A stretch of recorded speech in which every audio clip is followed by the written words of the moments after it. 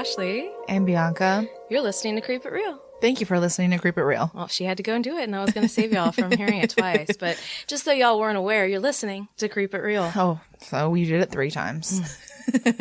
Welcome back, and welcome. It's like Beetlejuice, in case you were. Yes.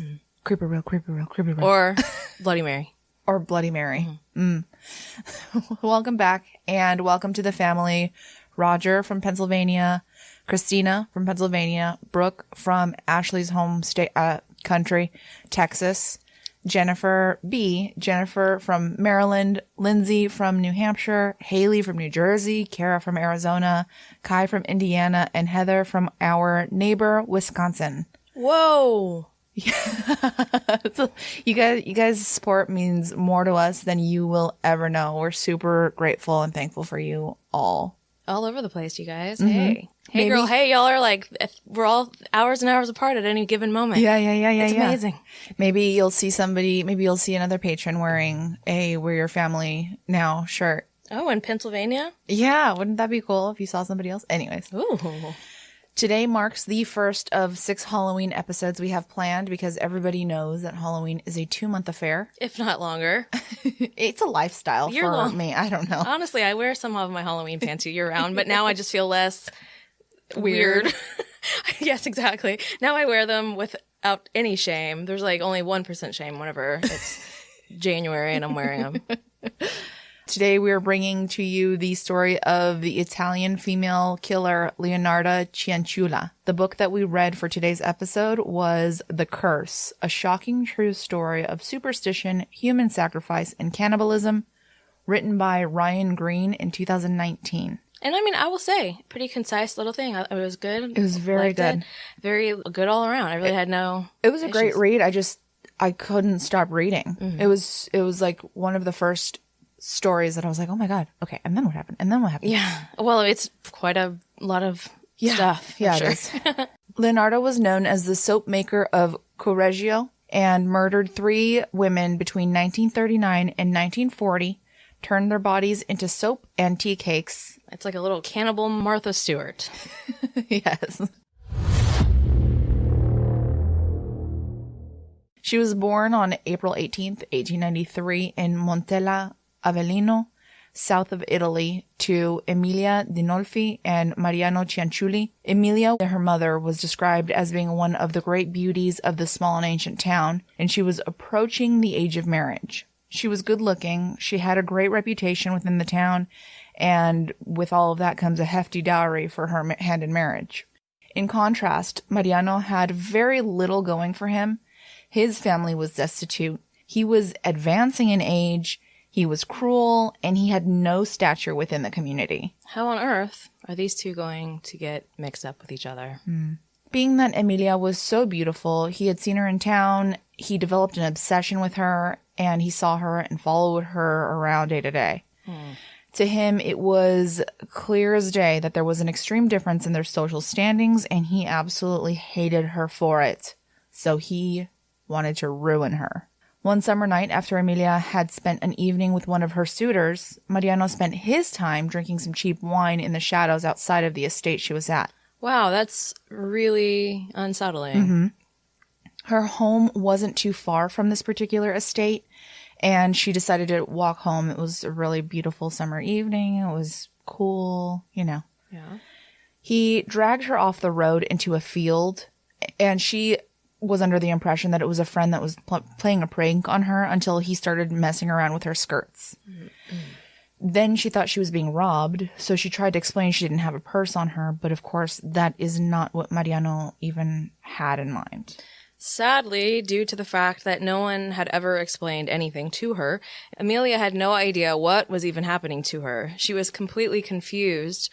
After he started to rape her, she still didn't know what was going on and said that she only knew it was painful and she began to cry out, but he just muffled her and continued to rape her.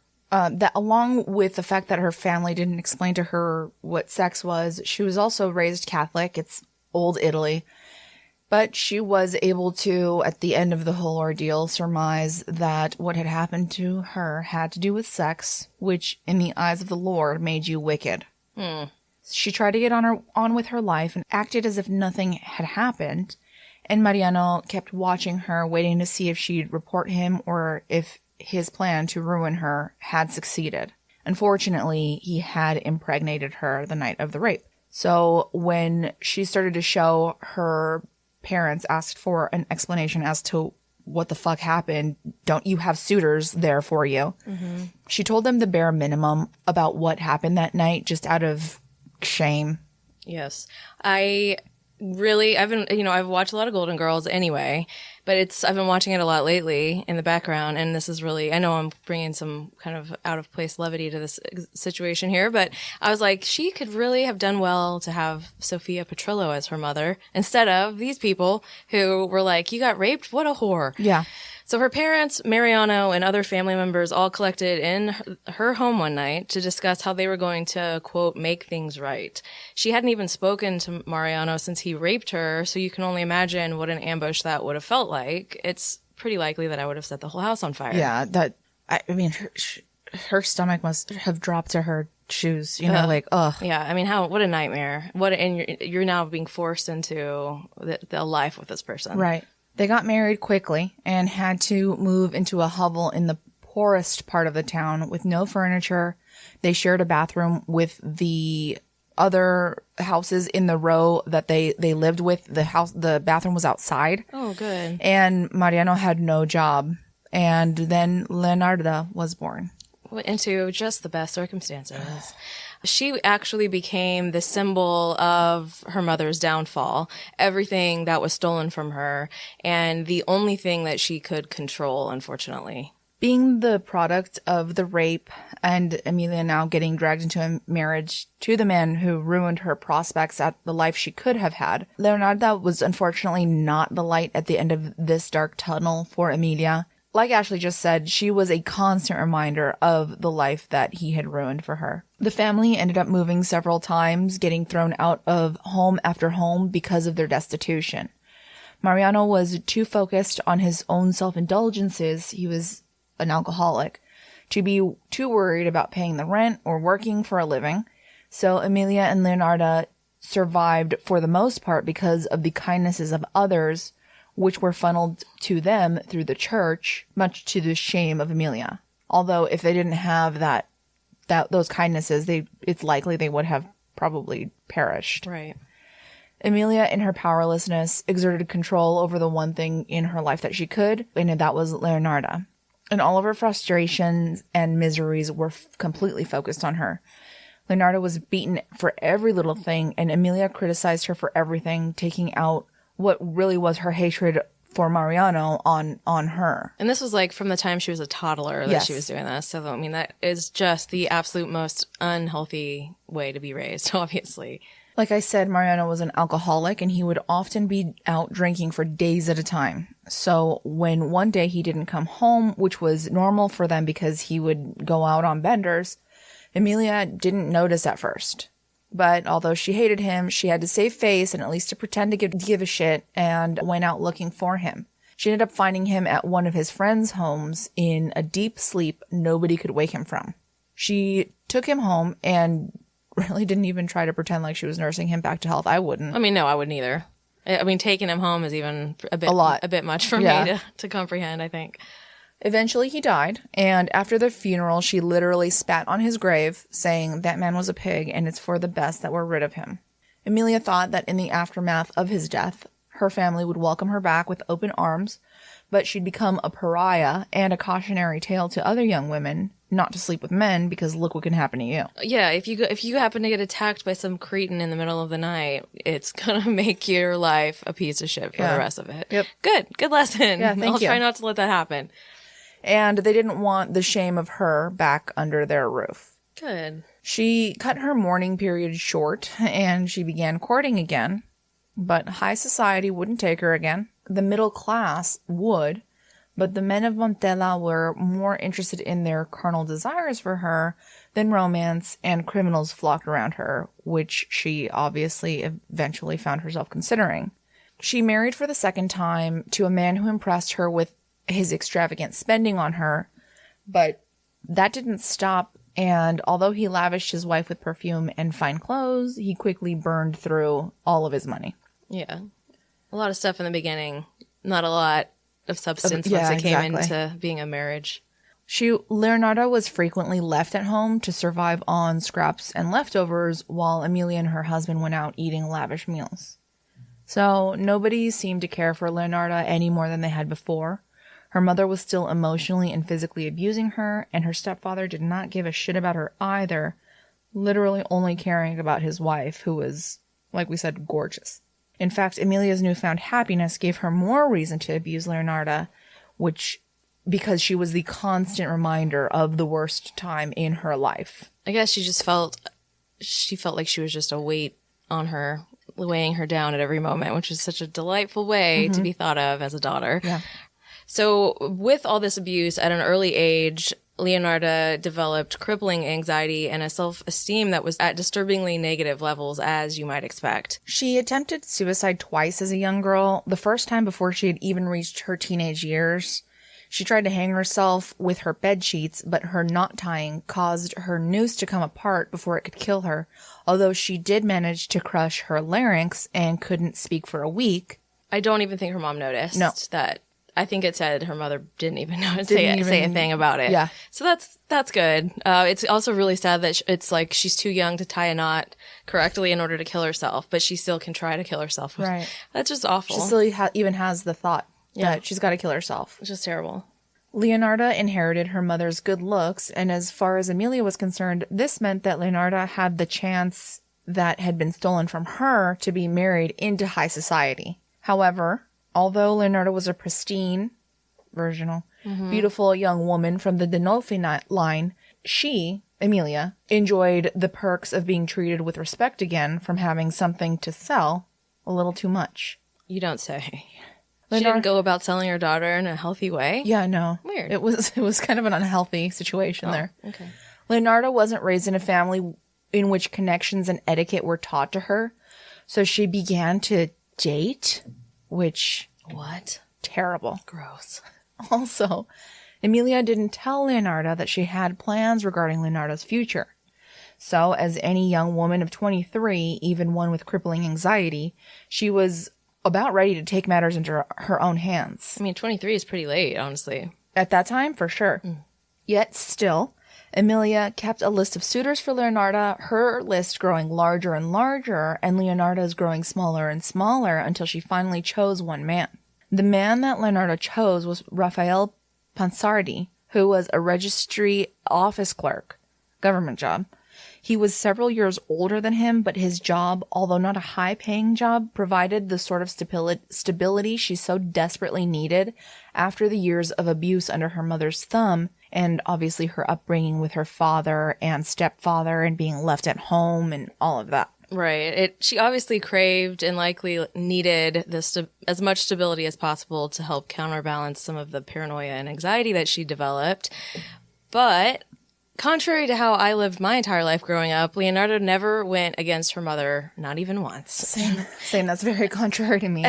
She always did exactly what she was told. She never argued with her. She believed that she knew best. It was likely she would have just done anything she told her to. Yeah. My absolute nightmare. But it was the only way for her to survive the constant barrage of cruelty and abuse from her mother. When Leonarda told Emilia about the proposal, Emilia just dismissed it, still not telling her that she was working on getting a man for her who was in higher societal standing. And honestly, if she had told her, Leonarda probably would have just gone with whoever Emilia deemed suitable, because she never really went against her mom. Yeah. But she didn't, and it appeared to Leonarda like her mom was just trying to deny her an escape from the hellish life they lived out of spite for her. So this was the first rebellious action that Leonarda took, accepting Raphael's proposal. They had a wedding and a small ceremony, which her mother did not attend. And when Leonarda went home to collect her belongings, which weren't very much, after the wedding, Emilia cursed her marriage, which the curse of the marriage followed Leonarda for the entirety of her life. You'll hear time and time again us talking about how she looked back and thought it was her mother's curse again. She knew it was her mom's curse, and it was the curse. Yeah. Over and over and over. It was just the abuse, the years of abuse and the way she was treated, then topped off with a curse. No matter what, it was going to be true, no matter what. Yeah, she truly believed that Emilia's words had power. And she ended up doing her best to avoid her mom from that point in town. And even Emilia acted like she didn't even see her around. So it's really unfortunate because although Emilia was dealt one of the worst hands, obviously, especially after that piece of shit rapist ruined her life, she could have taken it as an opportunity to stop dwelling on grudges, perhaps, and hatred. I mean, she didn't have to live in hatred and just dwelling on the negative aspects of life in general for so long to the point where it transformed her into this awful, wretched cunt. Signed, sealed, delivered. Obviously, that's a terrible, terrible hand to be dealt. For sure. So I can't dictate how I would react to it, but I would hope that if you still had a daughter and kept her, that you wouldn't just keep her so that you could abuse something without punishment. So with her mother's constant berating being a thing of the past, that you would hope Leonarda would be able to live a more peaceful existence, but instead her inner dialogue turned into an even harsher critic than her mom had been. Even without her constant berating, Leonarda was convinced that she was just a terrible wife to Raphael. He was kind and reasonable, but he couldn't understand why she would cower from him or cry when she made honest, very tiny mistakes. And within her first few years of marriage, her health began to fail her. That type of anxiety and paranoia really has a detrimental effect on your physical health. Yeah. In high stress situations, she suffered from seizures. And then so she had these like crippling anxiety levels that were super high. And then she would have seizures because of this. She was going to have a seizure no matter what because she was always under high stress. Because I think, and we'll get into it more, but I think part of it is because she was living in such isolation in her own world. And you can see like the little glimpses whenever she gets out of there, how it like helps clear it up a little bit. Otherwise, she's just creating this world of like absolute insanity. It's speculated that she probably suffered from epilepsy, but an official diagnosis was never made. And she was convinced that her seizures were clearly the result of her mother's curse on her marriage taking effect. Eventually, like Ashley just said, it became a self-fulfilling prophecy where Leonarda would become emotional because she was so terrified of having another epileptic seizure. And then that led her to having an epileptic seizure. And I don't think even all of them were epileptic. Some of them were just that she had anxiety-induced seizures. She might have had panic attacks. I mean, this is speculation, so I don't actually know. But she might have just been having, not just, but been having panic attacks. Right. And I mean, she didn't go to the doctor about this because she just chalks it up to the curse. Obviously. Raphael's superiors in the local government also had ties with the local nobility, and they also disapproved of his marriage to Leonarda. And when it came time for promotions for him, he was overlooked over and over, and it became clear to him that their life in Montello would always be pretty rough. But Raphael really loved Leonarda, and he wouldn't allow a little thing like society come between their love. That's nice. Leonarda desperately wanted a child with Raphael, but because of her seizures and anxiety, they were unable to conceive. Her desperation pushed her to seek out a Romani fortune teller, whom she begged for a reading. Before the reading could even begin, Leonarda cried out, "Am I going to die? Is that what this curse is going to do?" Talk about tipping your hand to the fucking fortune teller. I mean, come on. That's like the last thing you're supposed to do. You're supposed to like keep your cards close to your chest. And the fortune teller took her hands and she told her she wasn't going to die for a long time, to the absolute relief of Leonarda, which would be fleeting because the fortune teller went on to tell her that she would live a life full of sadness, outliving every single one of her children. Finally, 3 years into the couple's marriage, Leonarda did get pregnant, but this caused her anxiety to go into overdrive, trying at all costs to protect the baby from the curse her mother laid upon her. Oh my gosh. Her anxiety caused epileptic fits and, in turn, many falls. Leonarda's extreme anxiety and seizures most assuredly did not help her attempts at pregnancy or her pregnancies themselves, obviously. And I don't think we really need to explain how all of this is not conducive for a super healthy, great pregnancy. 3 months into the pregnancy, she did miscarry. And of the 17 pregnancies that she had, she would lose 3 to miscarriage. And of the 14 that she actually gave birth to, 10 would die in their youth. Damn, dude. Damn. The first miscarriage was the straw that broke the camel's back for the couple. And in 1920, they packed up and took the train out of town. Over the next year, they moved several times, getting further and further away from Montella, taking on temporary jobs to make ends meet, and struggling to keep food on the table and roofs over their heads. This, in turn, caused the anxiety within Leonarda to worsen and led to more seizures, ruining her chances at having a steady job. They finally settled in 1921 and moved to Raphael's hometown, Lauria Potenza. After moving to southern Italy and away from Mariana, Leonarda's superstitions began to lessen, and instead of thinking a curse caused her health problems, she began to believe that they were more of a side effect of her high anxiety. And while we most assuredly believe in the possibility of the supernatural at Creep It Real, we also believe in science and know that when science can explain something, we should listen to that explanation. Always. Far from home and putting quite a bit of distance between herself and her mother, Leonarda had begun to believe that the curse wasn't real, and in 1922, Leonarda gave birth to her eldest son, Giuseppe. She spent every moment doting on him, but money was still an issue, and while she had chosen Raphael for his stability, things had changed with the arrival of their son, and she was driven to seek out more and more wealth to establish a safety net for him. She felt that if she could raise enough money, that a change of a job or a rise in rent were no longer threats, and health and happiness would follow soon after. After the birth of Giuseppe, they tried for another child, and she miscarried again. Then she gave birth to 2 girls and a boy, but these 3 children began to get sick. First, they got sick with minor illnesses here and there, and then they grew more and more serious, with one of the girls' lungs filling with fluid so thick that it drowned her every time she laid down. And eventually, as Leonarda was trying to allow the baby to sleep on her chest by keeping her head up, she died in her arms. The baby boy died soon after, and that was given no explanation other than bad luck, because nobody had the heart to give the baby an autopsy to see if maybe he'd been born with some sort of deformity or something else that had ended his life so quickly. In her grieving, she would tear chunks of her hair from her scalp. She abandoned her jobs, and she devoted every waking moment to paranoid observation of her surviving children. As the years went on, her paranoia got worse, not letting Giuseppe out to play on his own, and with so many younger children in the home, he was essentially trapped inside the house, just like she was. That sounds very healthy. Yeah. Again, the isolation situation. Not good.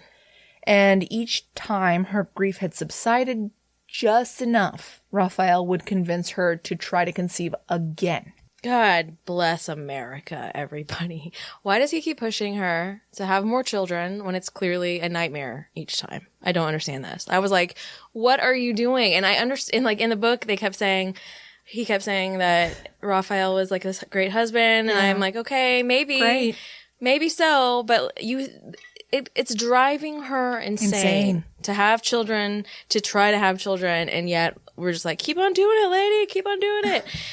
Even though that is what she wants, and as, I guess, an really old school Italian, maybe that is what you want, is that big family situation. I guess so, yeah. But it's like...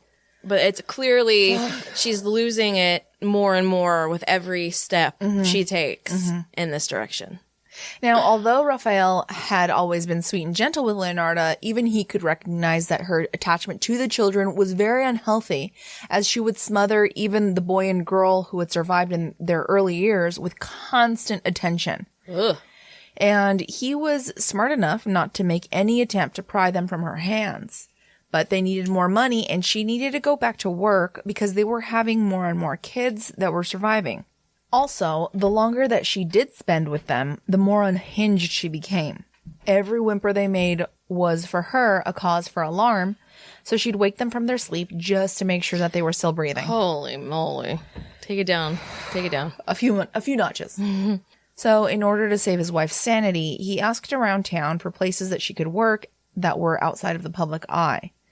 He eventually managed to get her a job as the cleaner for a bank, and he pressured her into taking the job, talking about how the children would go hungry otherwise. She loved the satisfaction that came with making somewhere that was dirty clean, but although the bank had a ton of money because it's a bank, they didn't really spend much on cleaning supplies, which caused Leonarda to have to learn how to mix her own soaps and detergents from raw materials to get the place clean. And she liked that. She liked that whole situation and that process just as much as she did making somewhere that was dirty clean. I guess we'll see how this comes into play later. Yeah. Sadly, though, her earnings were meager, and while the job allowed her to take a breath and allow them to pay rent and eat, it was still not enough to allow them to save. Unfortunately, while she was at work one day and the children were under Raphael's care, her 10th child died, and she didn't find out until after she came home. Nobody wanted to go find her at work and tell her that her child died. It was like they knew that it was not going to be good. Yeah. And it was with this death that she was finally pushed over the edge. She felt that she was doing everything that was asked of her, and it still wasn't enough. She was caring for the children all day, and she was working all night, and she reached a state of depression. She needed enough money to call the doctor out at the very first sign of sickness. She needed a house outside of the city where disease spread easily, and she needed enough money to make all of their problems a thing of the past. I don't know if that really happens, but I don't know. Here's for hoping. Being that she was an overnight employee of the bank, she didn't actually have access to the cash that was there, but she did have access to the ledgers and records. So she created a fake account and noted that it contained the money that she considered to be a reasonable amount. And in her mind, it was a matter of life and death. But the owners of the bank didn't exactly agree with her. I don't know why not. The clerical error that had appeared in the books overnight didn't go unnoticed, and everyone knew she was just a poor cleaner. So when she came into the bank to clear out the account one day, the police escorted her out of the building. Because I'm like, okay, so I was like, what is going on here? It's times before computers. Yeah. And so the bank papers are all they had. Right. So yeah, so she just went in there and was like, I'm going to switch these up to make it look like I've got all this money in my account. Mm-hmm. And they were like, wait a second.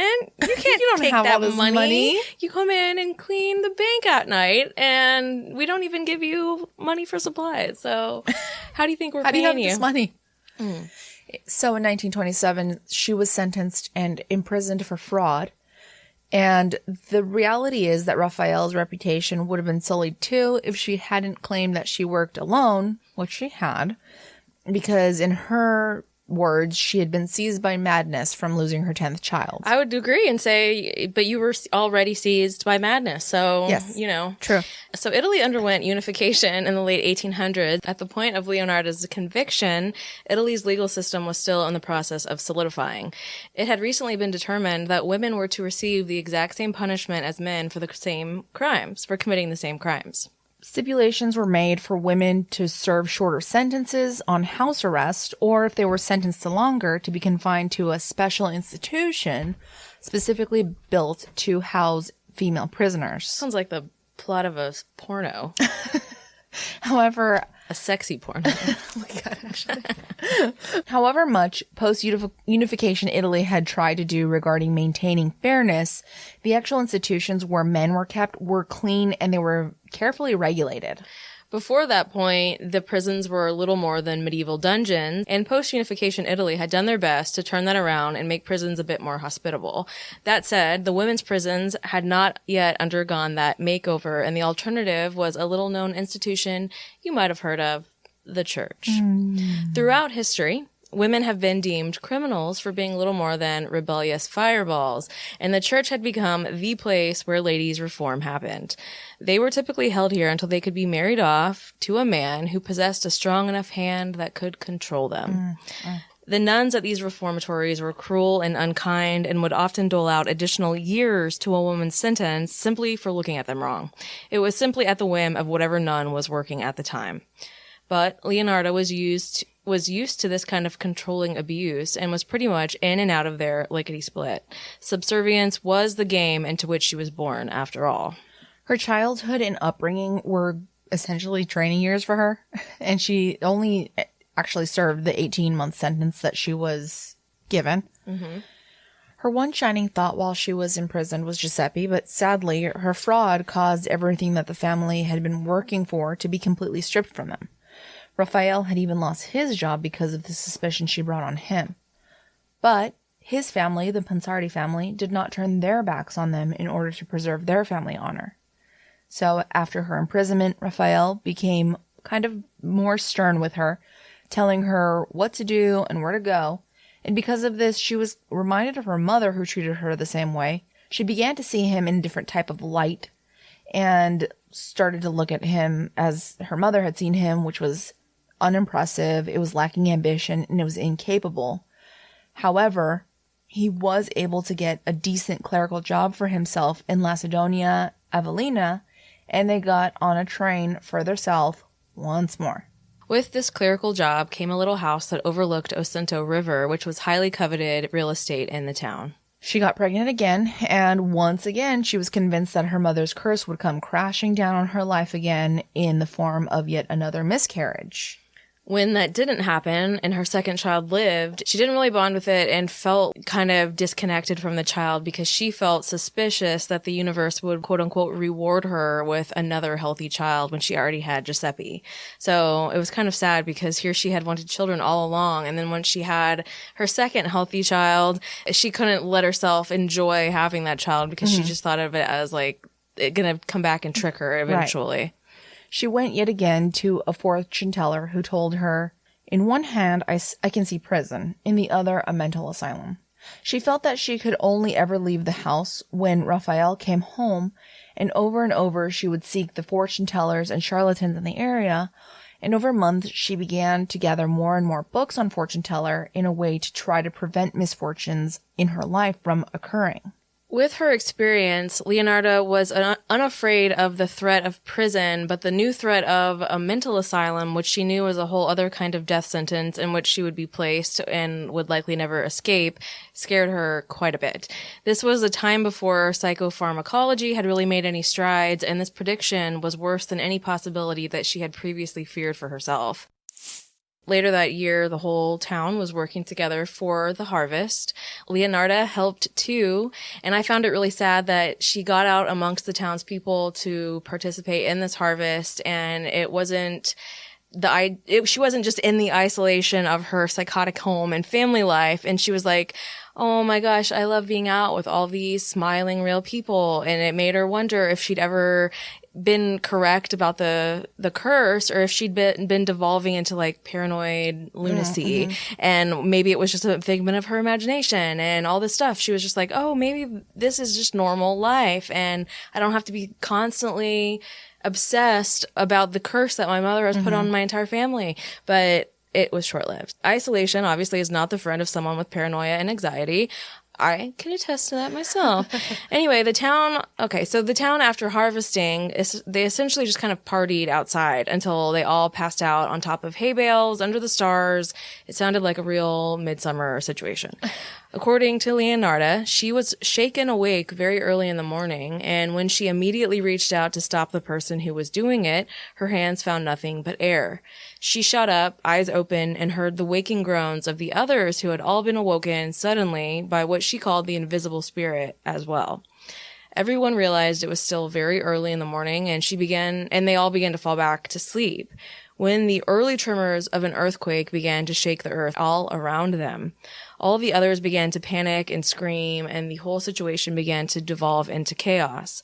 For a moment, Leonarda took some kind of smug pleasure in seeing everyone panic at a mere glimpse into what her life and mind felt like all the time. Jeez. But then the earthquake really hit, and it was absolutely catastrophic. The entire town of Lacedonia was destroyed, their adorable little home, everything.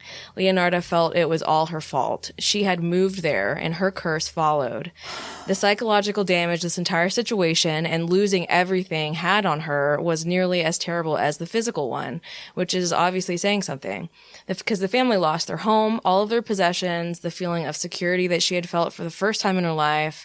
Any brief moment of thinking that maybe the curse was a figment of her imagination was now completely gone. Now it was confirmed.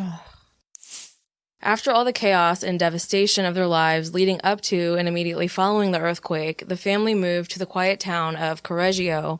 It was known throughout the town that the family were refugees from the terrible earthquake that struck near Naples, and the people showered them with charity upon their arrival. Raphael was able to get a clerical job pretty quickly, and they were starting to settle into the town, but the string of bad luck that Leonarda experienced in her life caused hopelessness to set in, because regardless of what she did, she couldn't save her babies. Yeah, like I said, the devastation of the earthquake had taken a toll on Leonarda, and she no longer believed that she was capable of preventing anything bad from happening to her family. She sat around in a blank haze, feeling like nothing was real. She literally felt like everything was fake. And I think people who have experienced depression can somewhat empathize with that. Once the numbness faded, the dread that she'd always felt growing year by year was suddenly gone as well.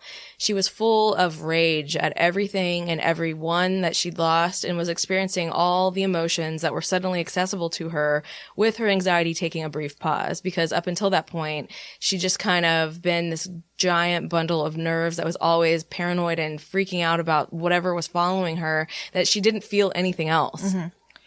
But for the first time, the family was in a really great spot. They had a savings, they had a home, and for the first time, she felt like she could look forward to a better future. She eventually taught herself how to write poetry, and despite her severe anxiety, began making friendships with the other women in the town. She had started to reach out to them at some point to thank them for their kindness when they first arrived, and was able to embed herself into the social structure of the town's women, who began coming to her for advice. Their new home was actually attached to a storefront, which they didn't use initially, locking it up so that the kids didn't get into it. But one day, she decided to go ahead and start a business. Her experience as a cleaner for the bank and in making her own soaps and detergents gave her the inspiration to start a soap and perfume and detergent business. And it was super, super, super successful. She was making enough money to support the family on her own now, and she was socializing with those women who were coming to her for advice. Word spread far and wide that Leonarda Cianciulli made the finest of soaps, and requests for her products came in from all over Italy. It was success beyond what she could have ever hoped for, and she began to feel like maybe things really were different this time. She was socializing with all the women, inviting them to her soap shop for teacakes, and began to let it slip here and there that she had interest and training in the art of fortune-telling. We talked about how Leonarda had developed an interest in fortune-telling earlier. But the women of the town were superstitious as well, and they were superstitious enough to come to her about how to make their life decisions. Everything. Good move. With this bit of information that was very exciting to the women of Correggio, Leonarda's popularity grew even more. The small town life had an incredible lack of excitement and activity, and this was the most they'd seen in quite some time. Once the women realized that Leonarda's predictions when she read their palms were actually coming true, she was elevated even further in the town's social hierarchy. Soon, everyone of influence in the town were coming to her for clandestine consultations. Ooh, alliteration. To see what the future had in store for them. Just call her Mrs. Rasputin. Before Rasputin, during Rasputin, in just a different space than Rasputin. Yep. Actually, never mind. Italian Rasputin. Yeah. Because the major practitioners of the occult at the time were the Romani people, she always sought them out. And the Romani travelers would come to her soap shop to barter with her instead of paying her actual money. They would trade with her occult literature and share with her stories of their travels in the world. And eventually, she collected somewhat of a library of books from them. Sounds like me. From farmers having her choose what crops to plant to women needing help choosing between suitors, she was there for it all. Leonarda thought that since during her reading she made statements that went against her best interests, often enough that she would not be found out for using her quote-unquote talents to manipulate the town.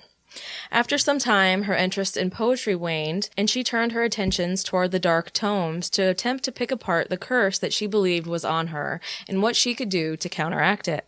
I mean, I can at least give her that. She's taken her destiny into her own hands a little bit here. Her reading soon strayed into what some may consider darker areas. When she first began her studies, there were 3 separate forms of Italian folk magic being passed down by practitioners. The first was known as Drogheria, which was a modern offshoot of the older witch cults that dominated the area before the rise of Christianity. It more closely resembled the modern Reconstruction religion of Wicca than the traditional practices of Italy.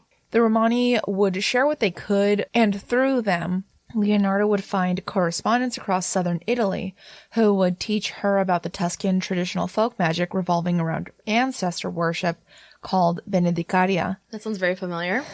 And there was also Stregonetti, which was another modern reinvention of traditional teachings disguised within the rituals of Catholicism in the exact same way that hoodoo and voodoo practitioners in the Americas concealed their practices under the same charade. For our episode on hoodoo and some additional info on that, go listen to episode 67. Woot. During the 30s, there was a ton of information uncovered on the subject through anthropological study, but unfortunately, much of that information was subjected to the influence of the very few editors and their own ideas on the subject, and all had a similar slant and lack of practical information because of this, which sounds familiar to a few other books that we could talk about. She branched out into other European witchcraft traditions, but again, they were all kind of muddled up into one. So from the amalgamation of all of these studies of different folk magics, Leonarda began to create her own brand of piecemeal magic, which honestly I am starting to think is probably just magic. Isn't that just right-hand path kind of stuff? Yeah, like I think just chaos magic. Is that because right that's what or chaos left? magic. Oh, you're right. That's left. Yeah, because that's like, but that is like chaos magic. She didn't just want to understand these subjects. She wanted to actively participate. She wanted to be what was called a fattucciere, or a fixer, someone who could put together charm bags to work her will on the world, using herbs and spells to both heal and hurt those around her. So basically, what I've learned in doing the show for 2.5 years is that we are all the same. Everywhere. We're all the same. Every religion. time period, every religion, and every denomination, every, everybody, every location in the world when it comes down to it. More than anything, she wanted to break that God-forsaken curse. First, she had to learn how it was cast, which took her into darker and darker territory in her studies. As she studied, she began to understand the philosophies and began to practice, study, and cook extravagant meals on the equinoxes, performing spells in her study at the end of the day. She had lived her life at the whims of chaos, and she wanted control over her life. And her belief in the effectiveness of the spells that she had casted had an astoundingly positive effect on her psychologically. Which I think we all can all agree she needed. Yes. Once again, she had a rare feeling of control in her life. She felt like she had the tools she needed to defend herself and her family, believing she could ward off any darkness that may lie in wait. And as more of the townspeople learned of her fortune-telling, they also learned about the other services she could offer. She was helping girls who found themselves unexpectedly pregnant with teas that would, quote, strip the baby out. And when men found that they couldn't perform their duties as a husband... Meaning they couldn't get a boner. She'd have a mixture for him to bring back his vigor as well. So tea, guys. Chamomile. I think there's a little bit more in it than that. I know. I know, you know. She managed to turn herself into the fixer that she had always wanted to be. She was the town's go-to for her spells to help with anything from sickness to fertility, but her most popular spells were those of protection. She was very possibly the greatest expert on Stregoneria protection rites in Italy at the time. She was, for the first time, living the life that she had always dreamed of and felt slightly untouchable.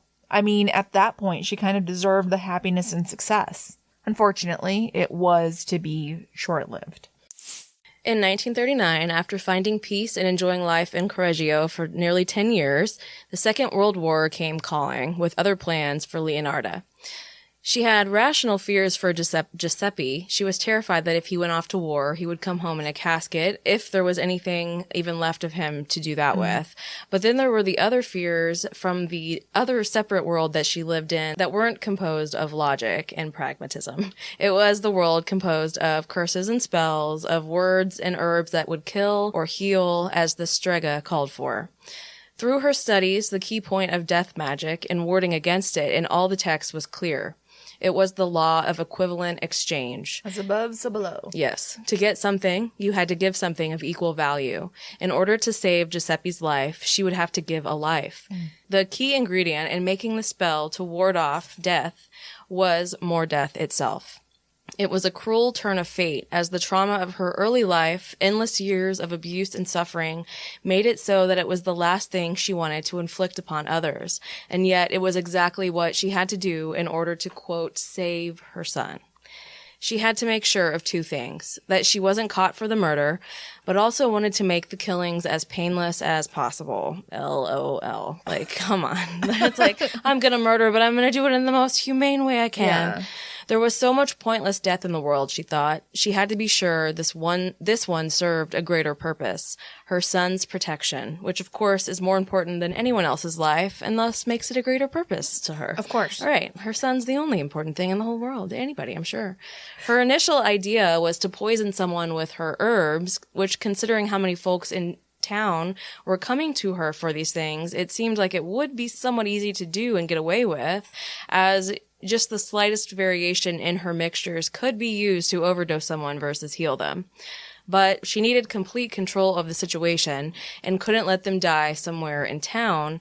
She had to kill them right in her own home.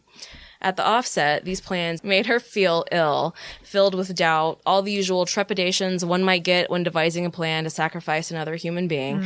But as usual, she was able to push them all down with the core belief that this action was 100% to serve as a way to save the life of her son. That reminds me of Herbert Mullen trying to save California. He was very schizophrenic, but he was killing people in order to prevent an earthquake from occurring and killing all of California. Oh, that's logical. Oh, yeah.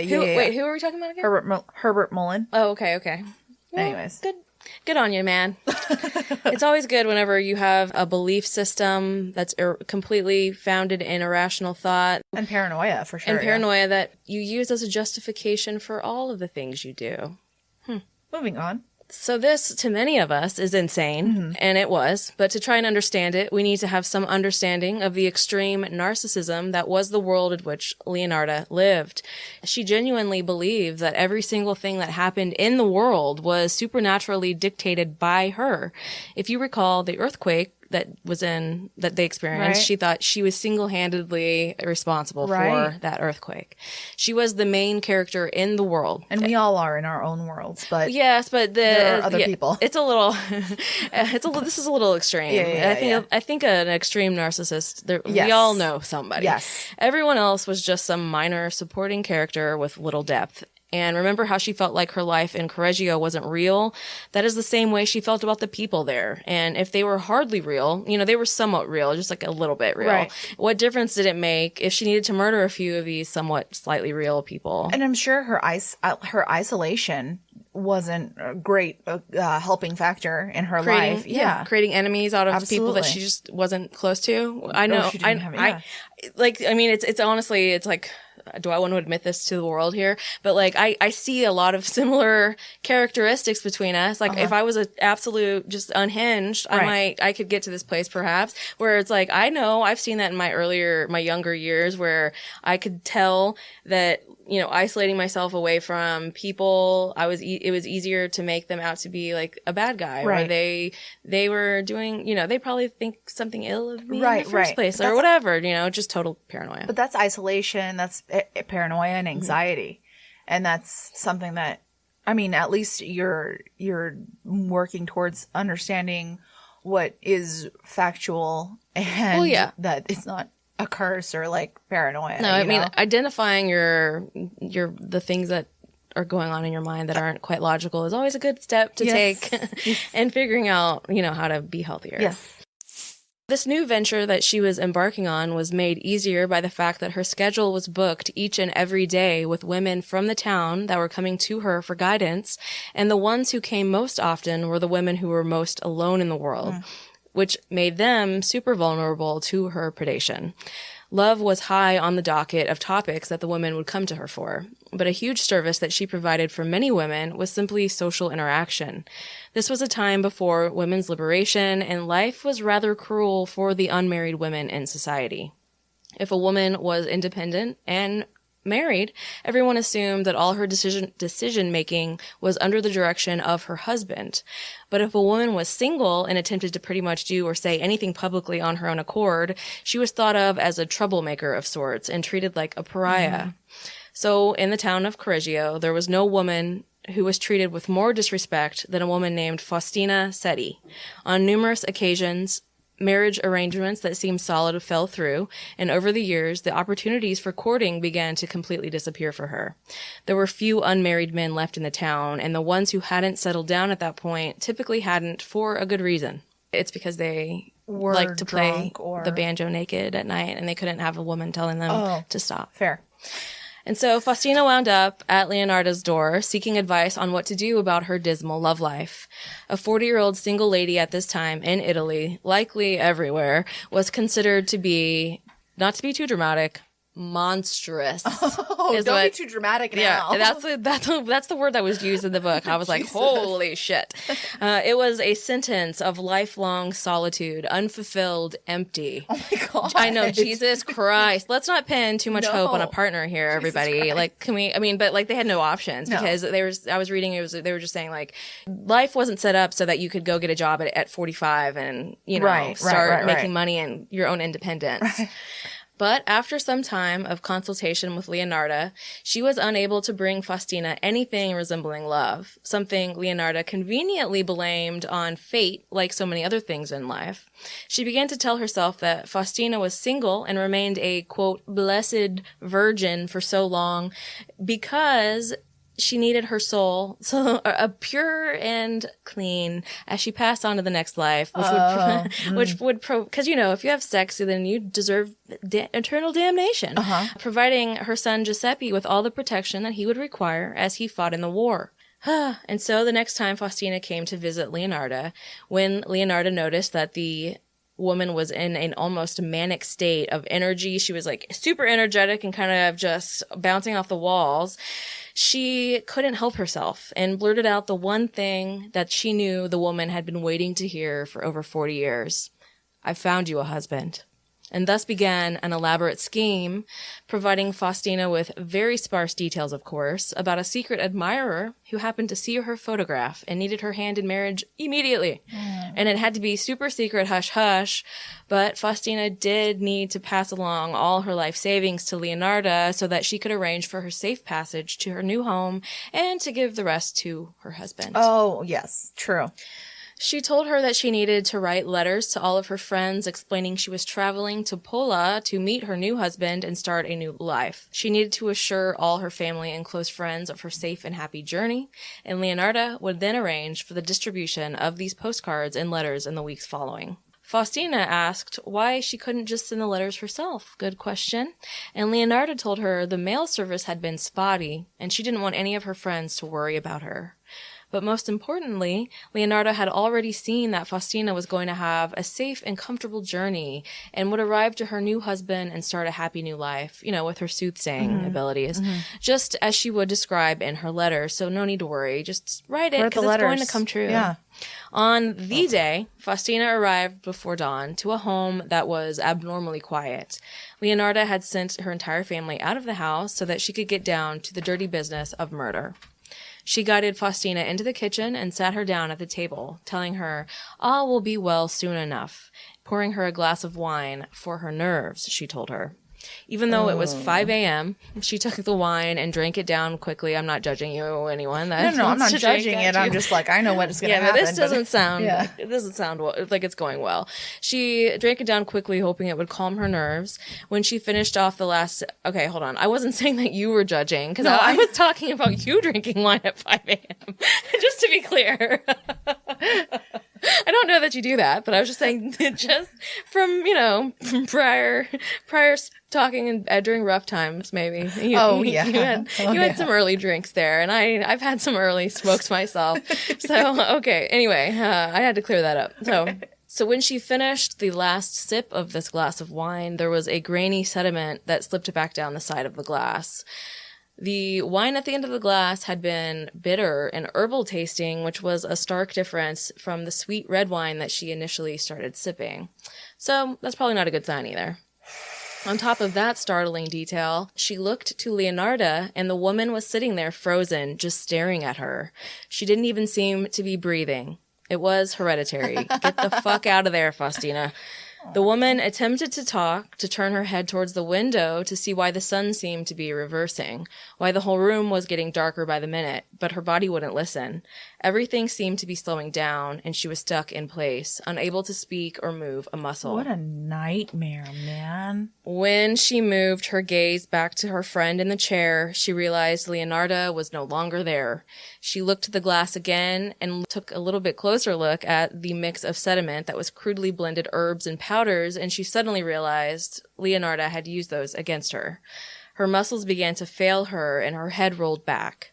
And that is when she saw Leonarda holding an axe and coming towards her, speaking some kind of chanting foreign language she couldn't understand. Then one last word that she could, sorry, and the axe came down. Unfortunately, Leonarda was but a fairly small lady and hadn't ever axe murdered anyone before, and she missed her mark, being poor Faustina's head. Instead, she landed on her shoulder, where the axe wedged itself, and it took all of Leonarda's strength to get it out of that shoulder. Leonarda said she couldn't look at her friend's face. She could only think of her son. Despite the fact that blood was pouring from the woman's body, despite the drugs, Faustina was still alive and conscious and making a high-pitched whining noise. Her eyes were filled with tears and pled with Leonarda, but the switch had been flipped inside of her brain, and she brought the axe down right on the center of Faustina's head. But again, her small size came into play, and instead of piercing through Faustina's skull, the blade deflected on the bone, shearing away scalp and face in a terrible, awful, heebie-jeebie-inducing mess. I definitely got heebie-jeebies. Yeah. I know. The whine coming from Faustina got louder, and Leonarda had no choice but to continue swinging the axe in the exact fashion you have seen in every single horror movie axe murder, the absolute most horrific of maniacal scenes. Like, she just swung and swung and swung, she said.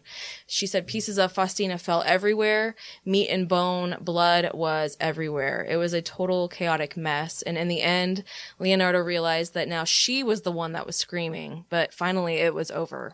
It's crazy how, just a switch was flipped once Giuseppe wanted to join the military. For her. You know what I mean, that just goes to show what a fragile state of, absolutely, mental health that she was in. Because all she needed was one little thing. But right. I mean, it was a huge thing, I guess. Any parent, I would assume, would be like, oh no. For sure. It's just amazing that, how many people were involved in World War II and how many axe murderers were became their sacrifice of their parents. Exactly. Yeah. So Leonardo had to get to work yet again after she was done with that enormous task. It was when I was reading, I was like, too much work. I mean, even if I wanted to axe murder someone to death, I don't know if I'm into doing all that and then having to clean it all up and all the rest. No, thank you. She had to drain the body of the rest of the blood. She would hang the body parts from herb drying hooks and let them drain into basins. She mopped the rest of the blood away and then massaged all the rest of the body parts to get the remaining blood out. The blood was the key ingredient in forming the basis of protection for Giuseppe. She emptied the trays full of blood into the oven so that they would dry out and become a workable ingredient for the rest of her spell. What would happen is she would dry it out and then scrape it into some sort of powder and then bake it into tea cakes. The body parts she would place into pots of caustic soda, which was the same she used to render fat into soap. And it was powerful enough to dissolve every single bit of the woman that she had murdered. Every single bit. I'm wondering if this is something available to people now, because that's a little troubling. I would totally assume. Troubling. She scrubbed her kitchen clean, scrubbed herself clean, and by the time everyone got home, the place looked normal as it always did. And no one was the wiser that they were in the kitchen where a woman had been gruesomely axed to death and then cooked down to a slop, and into their tea cakes to boot. Unfortunately for Leonarda and her future victims, Faustina's body did not render the rich, creamy soap that she had imagined would be used to wash security over her son, both physically and spiritually. Something had gone wrong. I would say it's the axe murdering. Something that hadn't in all her other experiments with meat and bones and cut hair. Whatever happened was vile, and the rite had failed. She'd murdered Faustina for nothing. But again, Leonarda's switch was flipped, and she told herself it was a fitting end for a wasted life. She didn't. I know. She that's the thing about her that it's very confusing but I mean, I guess the cruelty that she experienced at such a young age made it really easy for her to switch into that behavior, I guess. It just has to be what it was, because she seemed to be. Damn, that's not like that. Cold. But then we'll hear in the trial she is cold. She's cold as fuck, yeah. So who knows? She didn't even shed another tear for Faustina, but she had when she was killing her. Now she was weeping for Giuseppe, who she felt was the biggest victim here. Oh my God. Her failure would kill him if she didn't think fast. So after a few weeks of mourning her failure, not Faustina, but her failure, she began to contemplate what went wrong and what she needed to do to fix it. She began entertaining potential victims yet again and acted just as surprised as anyone else when Faustina's sudden disappearance to go meet a new husband shocked the small community. No one knew how Faustina had met the man, but the letters that Giuseppe had posted from the next town over helped create the ruse that Leonarda had planned for and assuaged any concern that anyone close to Faustina may have had about the situation. Her visitors early after the murder all ate tea cakes baked with Faustina's blood. Not that they were any good spiritually at this point. She just needed to get rid of these cakes before they went bad and simultaneously dispose of any remaining evidence of the woman's body in her home. After months of dissecting her rites and rituals, she determined that it was no mistake of her own. Are we shocked by that? No. That it was actually not an equal exchange, because Faustina was a sad, shriveled, pathetic woman with an equally sad life that could never compare to the glory that was to be Giuseppe's brilliant future. I know. Shut the fuck up. Give me a break. In August of 1940, Leonarda felt the pressure returning that she needed to get this spell right and protect Giuseppe before the recruiter was set to collect him for war. And so she began selecting her next target. Francesca Suavi was a teacher in Correggio for many years before she retired to care for her sick husband. She had no children, so there were no specific people around to worry too much about her. Her husband's illness had taken a toll on the family finances, and she needed work, even though back in those days, most people stayed in a job for their entire life, and finding a new one, especially so late in life, wasn't easy. I can't even imagine staying in one job for my whole... I know. I have no idea Unless how it's being a podcaster. Right, exactly. That's literally it. And it was under these circumstances that Francesca came to Leonarda. She needed connections to provide her with a job and some financial security. Leonarda's routine was the same as it had been with Faustina's murder. She learned what her victim wanted most in the world and used it to bait her in. So she told Francesca that she had a job at an elite girls' school in Piacenza, which to her was a very believable story. She convinced Francesca that her client list included many nobles and others with power and wealth, and that it was by these means that she had the opportunity for her. But of course, she had to keep everything super hush-hush. They were important people and needed to do their business under the utmost levels of secrecy. Very important, please. Yes. The same postcards and letters were written ahead of time and delivered the day that Francesca was set to depart.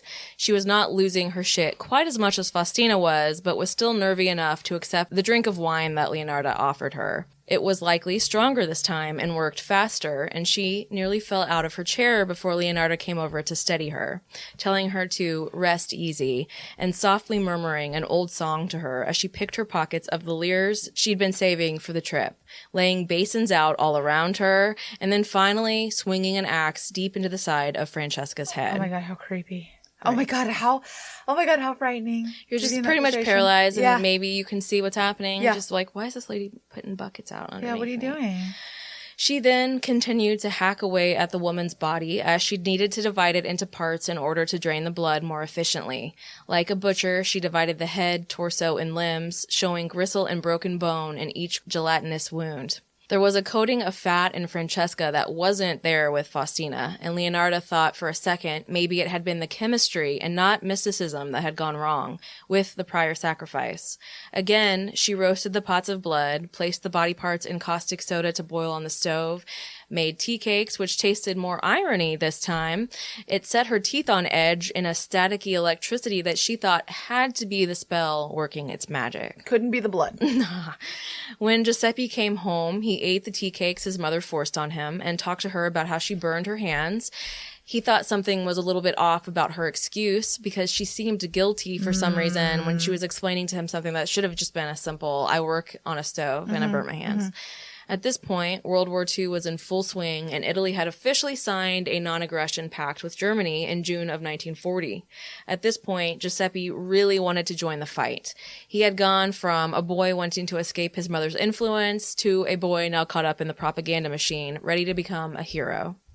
Panicked, Leonarda realized that something had gone wrong yet again.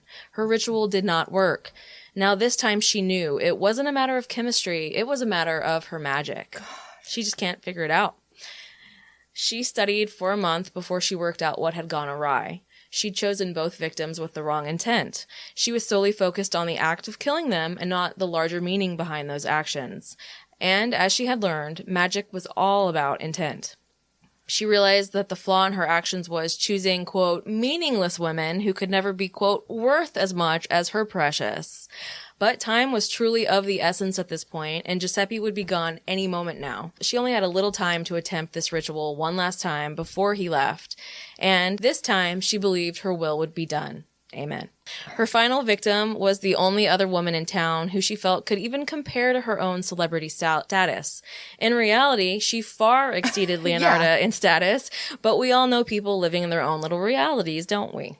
Virginia Cacioppo was a former soprano who had sung at famous opera houses in Milan and was known and adored by the locals of Correggio. She would hold conversations with the men of town and actually gave her opinion weight, unlike the majority of those silly women. In reality, the horrible situation from which Leonarda had been conceived would also be her ultimate undoing.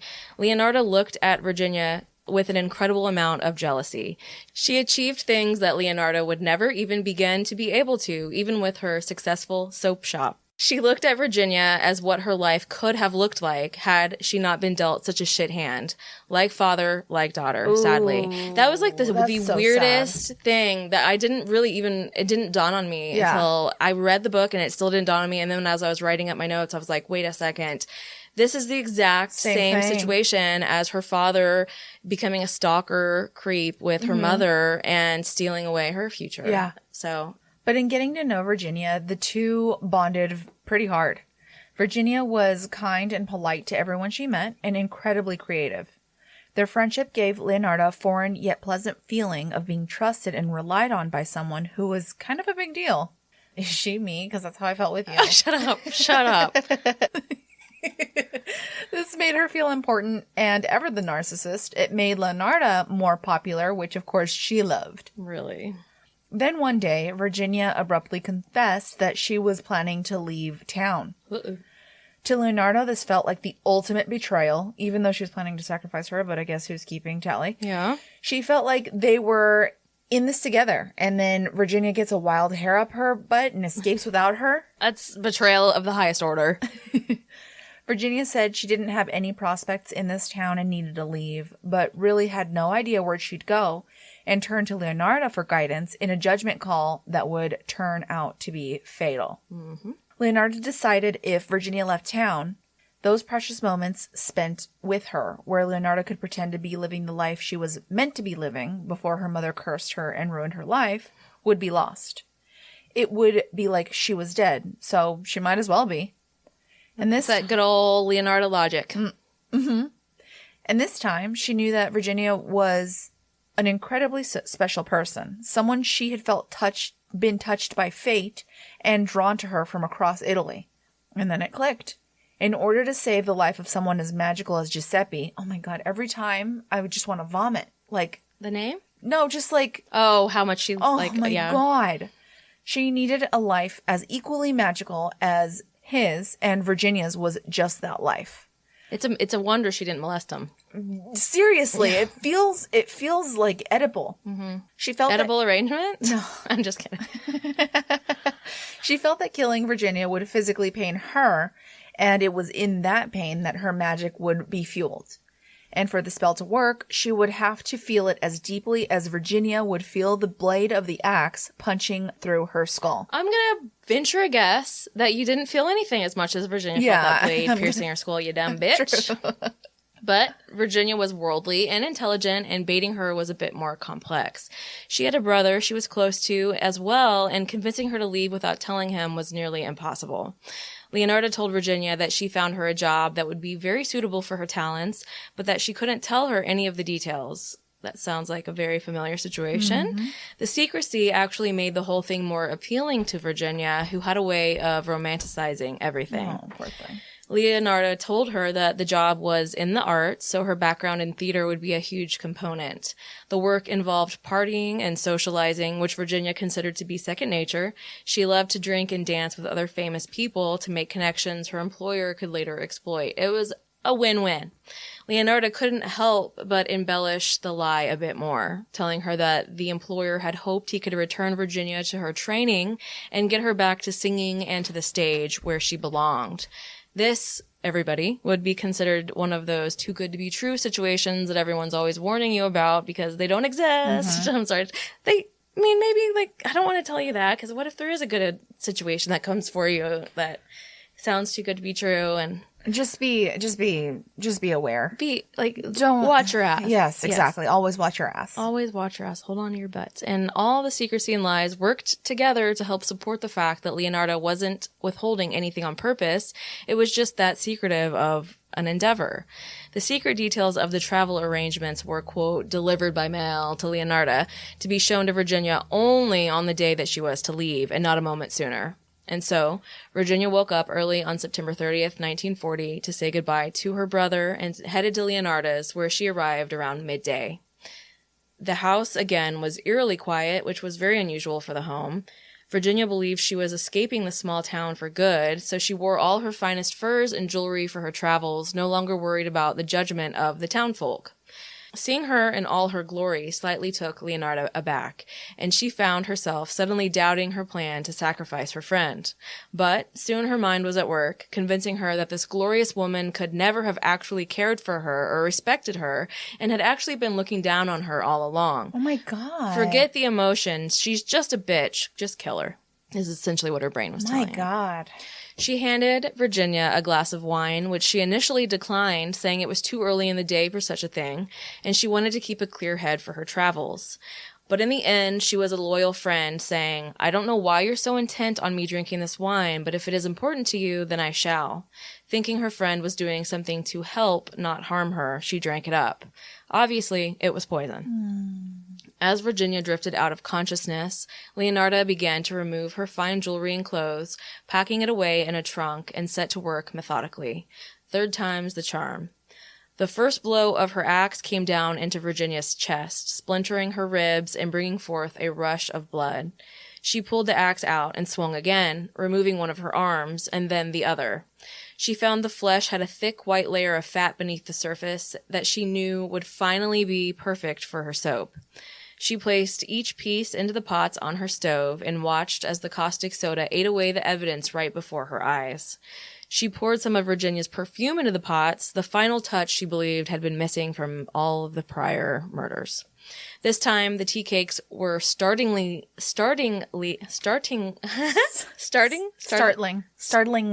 sweet. Startlingly sweet. It seemed to Leonarda that even in death, Virginia's sweetness lived on. The soap made from Virginia was rich and creamy with a sweet floral aroma. The minute Giuseppe got home, she forced him to bathe with the soap that she'd made of Virginia's body. Oh my God. Truly horrifying. Okay. And honestly, in the book, it went on a bit much about this bath because she was like forcing him to undress in front of her, and he was like, I can do it on my own. And she was like, no. And it was supposedly, I mean, this is according to Leonarda, the act that finally like drove them apart because she was like so forceful about it, and he was just like, I'm just gonna do whatever I can to appease her for now. Right. But yeah, so and then when he was done with the bath, she fed him tea cakes, which obviously were made with Leonarda. In the days that followed, Leonarda's blood.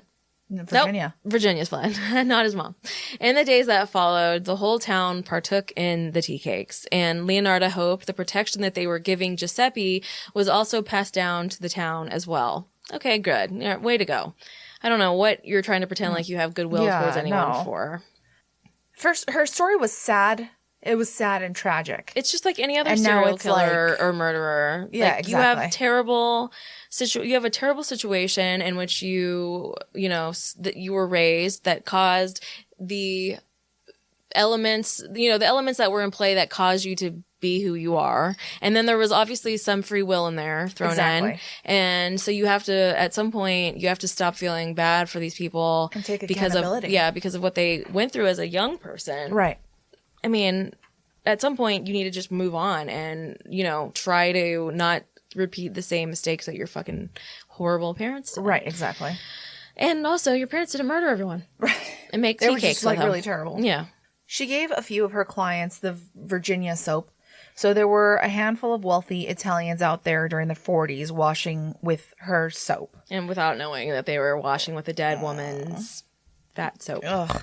Anyway, as was standard procedure at this point, the letters were sent, and Leonarda washed her hands and went about her usual business, except this time she believed that Giuseppe was finally safe. Sadly, the relief this brought began to change Leonarda into the kind of mother that her son could actually have a relationship with, but at this point, it was far too late for that. Definitely. After a while, Virginia's sister-in-law began to ask questions. She had been very close to Virginia and didn't believe the stories being told about her sudden disappearance. She thought it was ridiculous that anyone would believe such nonsense, so she began investigating on her own. One name continued to come up when she asked who could have been responsible for her sister-in-law's disappearance. Leonarda's. She visited her under the pretense of a fortune-telling session, and when she brought up Virginia, she said Leonarda's entire demeanor changed and she completely shut down. She started crying and said she couldn't tell her any more than she already knew. The sister-in-law's suspicions grew. After speaking with neighbors, she pinned down that Leonarda's was the last place Virginia was seen, and that she was seen going in but never came out. So the sister-in-law went to the police. I don't know how the neighbors weren't like, hey, I saw her going in, but I never saw her coming out. At the time, I guess they just, maybe because they just thought they missed it, I guess. Yeah. But then I was like, how close are they, if they could see her going in and not leaving, how close are they that they didn't hear all this hooting and holler? Right. A very simple investigation uncovered the disappearance of Leonarda's other two victims and the link they had to Leonarda's house. The police were able to confirm that all three women visited Leonarda on or around the days they disappeared. Leonarda was brought in for questioning but refused to talk. She was a good liar at this point in life and picked up enough tricks in being able to twist and turn inflection and meaning easily. She admitted she knew all three women but knew nothing about their disappearances. But the police investigation didn't stop simply because she didn't cooperate. They worked every piece of evidence methodically, and it all came back to Leonarda. They had specific dates the women came to see her, they tracked down the letters and where they had been sent from and by whom, and in the end, they realized they needed to look into not the old lady, but her son. When the investigation shifted to Giuseppe, they were able to get a search warrant and found all the belongings of the missing women in a closet of the home. It made sense to them that Giuseppe, who was set to leave town soon, had killed these women, stolen their goods, and was ready to take off with all of it any day now. But obviously, Giuseppe knew nothing about any of it and couldn't help the police whatsoever. And once Leonarda got word of what was going on, we all know by now she wasn't going to have any of that. Not with her baby boy. Oh, no. She came to the police station and confessed everything. They didn't believe her. It was kind of like a, LOL, this old lady's trying to claim she killed these people. But then she started to describe the murders in sickening detail. Her story contained details that only someone who witnessed the murders and everything that came after them would know. So they thought, okay, she's an accessory to the murders. Then she explained to them about the caustic soda, something they were not privy to, and how she completely liquefied the bodies and poured them out like an old soup. All but her beloved Virginia, who she had made into the perfect soap. When they went to Giuseppe with the story, thinking he'd provide them with the real story instead, he began to profusely vomit when he realized what had happened, obviously. Leonarda felt no such disgust, remorse, or even shame. She felt what she did was necessary, and when she was talking to the police, they were like, she was almost smug about the situation. And so they now knew that she was telling the truth, and she was now looked at by them as a monster. Soon the entire town was talking about her evil, which they said they knew all along. Of course, they knew all along. Of course. And her entire reputation in the town was reconsidered in the blink of an eye. But Leonarda did not give two shits about this. All she felt was pride in her ability to protect her son. Her family, the Pansardis, were shunned from the moment Leonarda confessed, and when the tales of cannibalism and human soap started to get whispered about, the soap business went kaput. Of course it did. Yeah. Her children were understandably so horrified by learning the truth of their mother that they all scattered in the wind. The only one who stayed was Raphael, because at that point he had nowhere else to go. But they said, Leonarda said he didn't speak another word to her the entire time that they were in the same place together. Jeez. Giuseppe left Italy with his unit without ever visiting the jailhouse to say goodbye to his mother, which I'm sure made her feel great. But she's horrible. Yeah. She's terrible. Her case took years to build and even longer to bring to court with World War II going on. In her trial, they laid out all the pots, basins, trays, and axes that she'd used and identified them and their uses.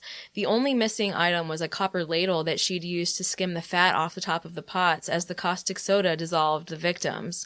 And when asked where it had gone, she told them proudly that she had donated it to the war effort, thinking she'd receive praise for that. Oh my God. No, lady. No, lady, you were skimming human body fat off of a pot. With that ladle, idiot.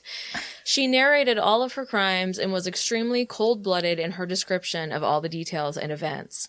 It is said it went beyond the point of painting a realistic picture and to the point that she clearly took delight in it. Every time she saw the family members of her victims pale or flinch from something she said, they said she seemed to be energized by that. And that really doesn't speak a lot. It seems like she's absolutely tipped the scales to full on psychopathy. Yes. Yeah. Not good. She started telling bawdy jokes, braying loudly with laughter, and when others were speaking, she would interrupt them to butt in with some sort of false air of superiority in her area of quote unquote expertise, murdering people and dissolving their bodies in caustic soda. As her trial went on, her behavior became more and more histrionic. She was cackling, spitting. It was honestly her ultimate dream. She was the center of attention and having a chance to stand in the spotlight for the first time in her life. As the days passed, it became more clear that she found joy in the act of her murders, and the layer upon layer of self-deception that she'd been living under had finally begun to unravel. When a coroner was brought in to dispute her ability to use caustic soda to completely rid of entire bodies, Leonarda became enraged, yelling, "Bring a body to court! Give me a body of any age right now, and I shall prove it!" Oh my God. Take it down idiots. about 75% there, Leonarda. That is ridiculous. Okay. But she's just insane. And really, as with lots of murderers, she just wants she wants the recognition. She wants the recognition for all the work it took. Yeah. Which I'm like, okay, it was a lot of work, so I don't necessarily disagree, but you shouldn't have murdered people. It should have been something else that you were putting all this work into. They muffled her and dragged her off with the realization that the one person who was an expert in this method of body disposal had probably just been muffled and dragged out of court. After 6 years, Leonarda was convicted in only 3 days, convincing everyone she was the homicidal maniac that had done it all, and her family was completely innocent, which they were. She also convinced them that she committed her crimes because she was incredibly mentally ill, which was very likely true. Yeah. She was sentenced to 30 years in prison, followed by 3 years in an insane asylum to ensure she was safe to return to society. Guess that prophecy actually came true, huh? But which came first, the chicken or the egg? This whole story wondered, did she make this come true all along? Or like, is it magic? The power of her own magic, you know? Or did her mom? Or did she just ruin her life because she was mentally unstable? It's like that whole self-fulfilling prophecy situation. And like I joked about it before, but in Oedipus, they talked about how he was going to fornicate with his own mother. Like one of the oracles had given the prophecy that he was going to fornicate with his own mother, and he unknowingly did. It's so not ironic, but what is the word that I'm looking for? Well, it's a self-fulfilling prophecy. I mean, that's it. Self-fulfilling prophecy. That's it. Yeah. Yeah. I mean, it's a disturbing story. That's for sure. I mean, it started terrible. It went terrible. It ended terribly. All of it's terrible. The whole family was ruined, and she took people's lives. And also the other thing about that I failed to include here, she actually wouldn't even serve all of that time because she died. She died from inhaling the vapors from caustic soda that made her die. Yeah. So in the last 3 years when she was in the insane asylum, or the criminal asylum, she died of cerebral apoplexy at 77 in Naples. And they believe it was 100%. It was because of that. Yeah. So all this, I mean, she was killing herself in the long run, but it just took a little bit, a little bit of time. Not too terribly long, but a little bit. Right. Fun fact. Oh. The pot where the victims were boiled in are on display at Rome's Criminology Museum. Oh, my word. Yeah. I haven't seen them, but fun fact. Fun fact, and I guess we'll put it on our places to travel when we start traveling for the podcast. Yeah. When we go to Rome, and we're going to have to go look at this Criminology Museum. So that was the story of Leonarda Cianciulli. And it was the best way we could have started off our Halloween month. Absolutely. So thank you for listening. If you want to support us in a non-monetary way, please feel free to leave us a 5-star written review on iTunes. It really does help out. For sure. We just got one this morning, which was really great. Amazing. And if you would like to support us in a monetary way, of any kind. Yes. At every level you get our audio. So if you would like to learn more about us in our Creepin' Up episodes, you can find us on patreon.com/creepitrealpod. There is a link in our bio for our website, which can then take you to the Patreon. But always feel free to message us. We'll email you. We'll email you a link or send you DM you a link or whatever if you truly feel inclined. And like if you want to get to know us better, if I want to get to know you better, but there's it's difficult unless we have certain things in place like Patreon, where now we're really cultivating a little family. And so we're really excited to spend more time with you on Zoom hangouts and watch movies together, and not only that, but bring you special stuff and also give you gifts like every single month. Yeah, we've been doing a lot of gift giving. We're to the point on this Patreon endeavor that we're fairly safe. It's fairly safe to say you're going to get a gift every month. We just love giving stuff. Okay. But anyway, so if you want to join the family, come on over to patreon.com/creepitrealpod, POD. And with that, we will say sayonara, au revoir. What is the Italian way to say goodbye? Ciao. Ciao. Arrivederci. What's that? I want to say that's Italian too, but yeah, it is. But what is it saying? All you Italians out there to let us know. But it's so funny. It really is so funny because first of all, the references to hoodoo and voodoo in this book, in this situation, where I was like, oh my gosh. But then also just how much Golden Girls I've been watching, and I was like, this is like fucking what Sophia talks about all the time.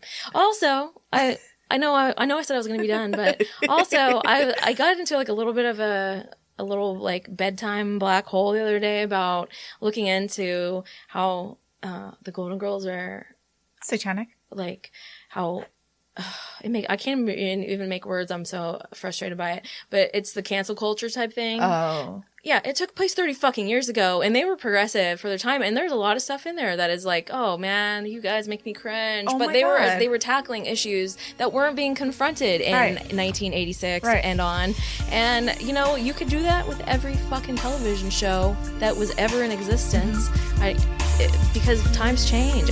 Give me a fucking break here. Anyway, have a great life. Have a great everything. Creep it real.